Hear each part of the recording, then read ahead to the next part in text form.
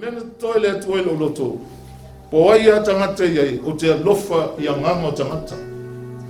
O te tama whai lawai, e sa ili le atua mala o loto e, tele anu talatala noai tele o taimi. O te whi nau ina ia, mauti noa lava, lo iai whaatasi male alii. Ni le ola e whawawau.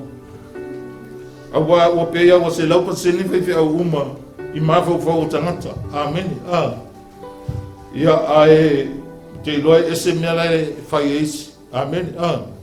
O lai whai lo lātou lava poto. O lai ae whai i mea lātou te loe lātou. Le whainga o le lotu. O le lotu lai whai. Ai le o iaise wha maa losi. O le o langa au auna i le atua. Nā le wha maa losi o le o langa. E au auna i me whai o le lotu. Amen.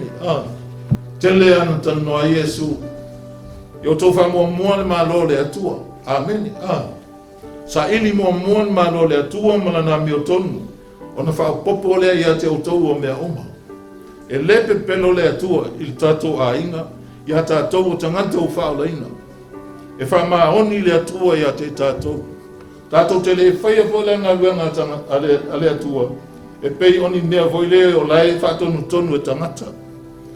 O ni maa loa nā tātou le tau te iai. E te iai le laulangi nei o oe o le tangata o le maa loa le atua. E konfirma i lalo nei o oe o le tangata e aru le langi. Amen. Whamau nia i lalo nei. Tātou e avea mo tātou le maa loa le atua. E ala i le pule mai le langi. Ina ia tātou wola, ma whaia, ma tātou sa vavali tonu ai. I mea uma lava le whai mai ele atua ia te tātou.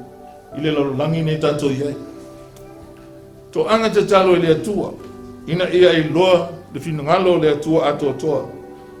Mea nā le amwha i elwhe talenga Yesu anso ia o tō moi sa ili le maa lo le atua. Lana mi o tonu. Nā salamo ia o tō awa lata mai le maa lo le atua. O Yesu o ia o le maa lo le atua. E leo whapea o se maa lo la ata pena mai. Hoi lele lau mangi loli, lau mangi taavale te tele. Lei whai mai e tala Yesu, e le o mai le maa lo le atua, ma le vaainga, ma le vaia e mata.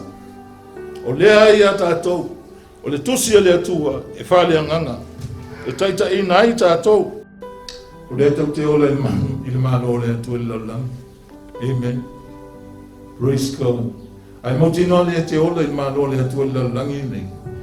E le aia ma sesie, o le tusa ma oe. Te le whai atua sili oe. Ai amu ia oe te ola malama i le taunu unga o lo olanga. Amen.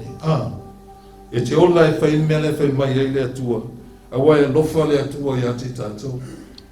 E lofa le atua i tangata uma. Ai whaari le lofa le atua i le tangata na te whaia mea e whinangalo i ai le atua. Wai mai tala le tusio e Peru. Tātou tau whetuli puno wai le ala tanu. Wa umon sāngia mo tātou. Ma vava ai atu i ai Yesu o lena te taitai. Ma lena te wha atua toa ina le wha atua tua. Lona mo inga le tatau na Yesu taimi. E ave ese ai lau wa ai mai ai Yesu. E te wa ai ai Yesu i mea uma. E le wha ingo fie. Langa foi. O mea uma lava sao ngai a Paulo. Whai mai Paulo. Wa le toi au ngā. Ona o le sisili ese. O le poto i la ke riso Yesu le li.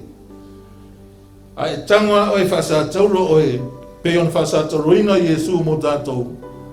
Te iloa o le awhi ngō fie lava. Ona e ola manu mano le lalolangi nei. Lo tātou wolai. Tātou tau mawhai tau te ola mo le li. Ma tātou sāwa vali mo le li. Whai mai ai tusi a Paulo i a Kolose. Ia o tō sāwa vali e tusa ma le wala au. Na wala au ina ai o tō. Ma ia fua mai i o tātou loa, i o tātou wolanga, lo tātou loa le lei, o le lifa o Yesu.